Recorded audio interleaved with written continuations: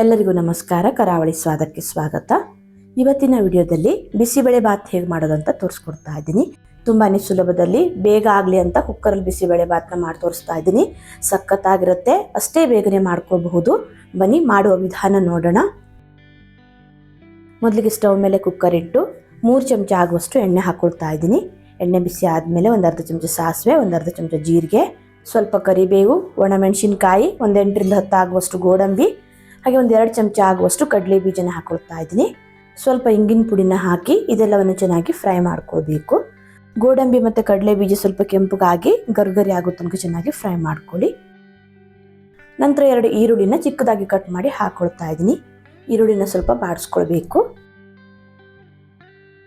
ನೋಡಿ, ಈ ರೀತಿ ಈರುಳ್ಳಿನ ಸ್ವಲ್ಪ ಕಲರ್ ಚೇಂಜ್ ಆಗೋ ತನಕ ಫ್ರೈ ಮಾಡಿಕೊಂಡು ನಂತರ ಇದಕ್ಕೆ ನಿಮ್ಗೆ ಇಷ್ಟವಾದ ತರಕಾರಿನ ಸೇರಿಸ್ಕೊಳ್ಳಿ. ನಾನಿಲ್ಲಿ ಒಂದು ಟೊಮೆಟೊ, ಹಾಗೆ ಒಂದು ಕ್ಯಾಪ್ಸಿಕಮ್, ಸ್ವಲ್ಪ ಬಟಾಣಿ, ಹಾಗೆ ಕ್ಯಾರೆಟ್, ಬೀನ್ಸ್, ನವಿಲುಕೋಸು, ಹಾಗೆ ಆಲೂಗಡ್ಡೆನ ನೋಡಿ ಈ ರೀತಿ ಸ್ವಲ್ಪ ಉದ್ದ ಕಟ್ ಮಾಡಿ ಹಾಕೊಂಡಿದ್ದೀನಿ. ತರಕಾರಿನೆಲ್ಲ ಸ್ವಲ್ಪ ಜಾಸ್ತಿ ಹಾಕೊಳ್ಳೋದ್ರಿಂದ ಬಿಸಿಬೇಳೆ ಬಾತ್ ತುಂಬಾನೇ ಟೇಸ್ಟಿಯಾಗಿ ಬರುತ್ತೆ. ಇದೇ ತರಕಾರಿ ಅಂತಲ್ಲ, ನಿಮ್ಗೆ ಇಷ್ಟವಾದ ತರಕಾರಿನ ಹಾಕೊಳ್ಬಹುದು. ನೋಡಿ, ಈ ರೀತಿ ತರಕಾರಿನೆಲ್ಲ ಸ್ವಲ್ಪ ಫ್ರೈ ಮಾಡಿಕೊಂಡು ನಂತರ ಇದಕ್ಕೆ ಹುಣಸೆ ರಸನ ಸೇರಿಸ್ಕೊಳ್ತಾ ಇದ್ದೀನಿ. ಒಂದು ಅರ್ಧ ನಿಂಬೆಹಣ್ಣು ಗಾತ್ರದಷ್ಟು ಹುಣಸೆ ಹುಳಿನ ನೀರಲ್ಲಿ ಚೆನ್ನಾಗಿ ನೆನೆಸಿ ರಸನ ಸೇರಿಸ್ಕೊಳ್ತಾ ಇದ್ದೀನಿ. ಹಾಗೆ ನಾನಿಲ್ಲಿ 1 ಚಮಚ ಆಗುವಷ್ಟು ಬೆಲ್ಲ ಹಾಕೊಳ್ತಾ ಇದ್ದೀನಿ. ಬೆಲ್ಲ ಬೇಡ ಅನ್ನೋರು ಸ್ಕಿಪ್ ಮಾಡ್ಕೋಬಹುದು. ಸ್ವಲ್ಪ ಬೆಲ್ಲ ಹಾಕೋದ್ರಿಂದ ಟೇಸ್ಟ್ ಚೆನ್ನಾಗಿರುತ್ತೆ. ನಂತರ ಒಂದು 1/4 ಚಮಚ ಆಗುವಷ್ಟು ಅರಿಶಿಣದ ಪುಡಿ, ಹಾಗೆ ಒಂದು 5 ರಿಂದ 6 ಚಮಚ ಆಗುವಷ್ಟು ಬಿಸಿಬೇಳೆ ಬಾತ್ ಪುಡಿನ ಸೇರಿಸ್ಕೊಳ್ತಾ ಇದ್ದೀನಿ. ಇದು ಮನೇಲೇ ಮಾಡಿರೋ ಬಿಸಿಬೇಳೆ ಬಾತ್ ಪುಡಿ. ರೆಸಿಪಿ ಬೇಕಿದ್ರೆ ಲಿಂಕನ್ನು ಡಿಸ್ಕ್ರಿಪ್ಷನಲ್ಲಿ ಹಾಕಿರ್ತೀನಿ, ಬೇಕಿದ್ರೆ ಚೆಕ್ ಮಾಡ್ಕೊಳ್ಬಹುದು. ನಂತರ ಇದೆಲ್ಲವನ್ನು ಚೆನ್ನಾಗಿ ಮಿಕ್ಸ್ ಮಾಡಿಕೊಂಡು ಅಕ್ಕಿ ಮತ್ತು ಬೇಳೆನೆಲ್ಲ ಸೇರಿಸ್ಕೊಳ್ಬೇಕು. ನಾನಿಲ್ಲಿ 1 ಕಪ್ ಅಕ್ಕಿಗೆ ಅರ್ಧ ಕಪ್ ಆಗುವಷ್ಟು ತೊಗರಿ ಬೇಳೆನ ಹಾಕ್ಕೊಂಡಿದ್ದೀನಿ. ಅಕ್ಕಿ ಅರ್ಧದಷ್ಟು ತೊಗರಿ ಬೇಳೆ ಹಾಕ್ಕೊಳ್ಬೇಕು. ನಂತರ ರುಚಿಗೆ ತಕ್ಕಷ್ಟು ಉಪ್ಪು ಸೇರಿಸ್ಕೊಳ್ತಾ ಇದ್ದೀನಿ. ಉಪ್ಪು ಹಾಕಿ ಚೆನ್ನಾಗಿ ಒಂದ್ಸಲ ಇದನ್ನು ಮಿಕ್ಸ್ ಮಾಡ್ಕೊಳ್ಳಿ. ನೋಡಿ, ಈ ರೀತಿ ಚೆನ್ನಾಗಿ ಮಿಕ್ಸ್ ಮಾಡಿಕೊಂಡು ನಂತರ ಇದಕ್ಕೆ ನೀರು ಸೇರಿಸ್ಕೊಳ್ಬೇಕು.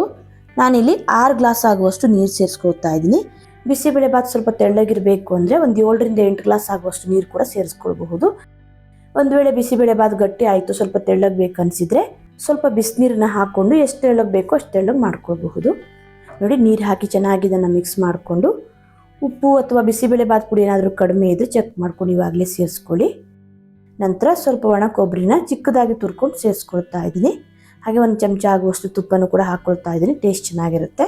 ಬೇಡ ಅನ್ನೋದು ಸ್ಕಿಪ್ ಮಾಡ್ಕೊಳ್ಬಹುದು. ಹಾಗೆ ಚಿಕ್ಕದಾಗಿ ಕಟ್ ಮಾಡಿರೋ ಸ್ವಲ್ಪ ಕೊತ್ತಂಬರಿ ಸೊಪ್ಪನ್ನು ಹಾಕ್ಕೊಂಡು ಚೆನ್ನಾಗಿ ಇದೆಲ್ಲವನ್ನು ಮಿಕ್ಸ್ ಮಾಡಿ ಕುಕ್ಕರ್ ಮುಚ್ಚಳನ ಮುಚ್ಚಿ 2 ವಿಸಿಲ್ ಆಗೋ ತನಕ ಬೇಯಿಸ್ಕೊಳ್ಬೇಕು.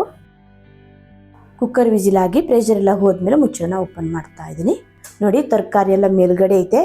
ನಿಧಾನಕ್ಕೆ ತಳದಿಂದ ಒಂದ್ಸಲ ಮಿಕ್ಸ್ ಮಾಡ್ಕೊಳ್ಳಿ. ಸ್ವಲ್ಪ ಇದು ಗಟ್ಟಿ ಆಗಿದೆ. ಬಿಸಿಬೇಳೆ ಬಾತ್ ಸ್ವಲ್ಪ ತೆಳ್ಳಗೆ ಇಷ್ಟಪಡೋರಾದರೆ ಸ್ವಲ್ಪ ಬಿಸಿನೀರನ್ನು ಹಾಕ್ಕೊಂಡು ಒಂದೇ ಒಂದು ಕುದಿ ಬರೋ ತನಕ ಕುದಿಸ್ಕೊಳ್ಬಹುದು. ನಾನಿಲ್ಲಿ 1 ಕಪ್ ಆಗುವಷ್ಟು ಬಿಸಿ ನೀರನ್ನು ಹಾಕ್ಕೊಂಡು ಒಂದೇ ಒಂದು ಕುದಿ ಬರೋ ತನಕ ಕುದಿಸ್ಕೊಳ್ತಾ ಇದ್ದೀನಿ. ಬಿಸಿಬೇಳೆ ಬಾತ್ ಯಾವ ಹದದಲ್ಲಿ ಬೇಕು ಅಂತ ನೋಡಿಕೊಂಡು ಅಷ್ಟು ನೀರನ್ನು ಸೇರಿಸ್ಕೊಂಡು ಚೆನ್ನಾಗಿ ಮಿಕ್ಸ್ ಮಾಡ್ಕೊಳ್ಳಿ.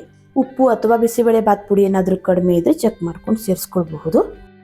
ನಾನಿಲ್ಲಿ ಬಿಸಿಬೇಳೆ ಬಾತ್ನ ಈ ಹದದಲ್ಲಿ ಮಾಡ್ಕೊಂಡಿದ್ದೀನಿ. ಇನ್ನೂ ತೆಳ್ಳಗೆ ಬೇಕಿದ್ರೂ ಮಾಡ್ಕೊಳ್ಬಹುದು. ನೋಡಿ, ಬಿಸಿಬೇಳೆ ಬಾತ್ ರೆಡಿ ಆಗಿದೆ. ನಾನು ಇವಾಗ ಸರ್ವ್ ಮಾಡಿ ತೋರಿಸ್ತಾ ಇದ್ದೀನಿ. ಈ ರೀತಿ ತುಂಬಾ ಸುಲಭದಲ್ಲಿ ಕುಕ್ಕರಲ್ಲಿ ಬೇಗನೆ ಬಿಸಿಬೇಳೆ ಬಾತ್ನ ಮಾಡ್ಕೊಳ್ಬಹುದು. ಟೇಸ್ಟ್ ಅಂತೂ ಸಖತ್ತಾಗಿರುತ್ತೆ. ಕೊನೆಗೆ ನೋಡಿ, ಈ ರೀತಿ ಮೇಲ್ಗಡೆಯಿಂದ ಸ್ವಲ್ಪ ಖಾರ ಬುಂದಿನ ಹಾಕಿ ತಿಂದರೆ ಸೂಪರ್ ಆಗಿರುತ್ತೆ.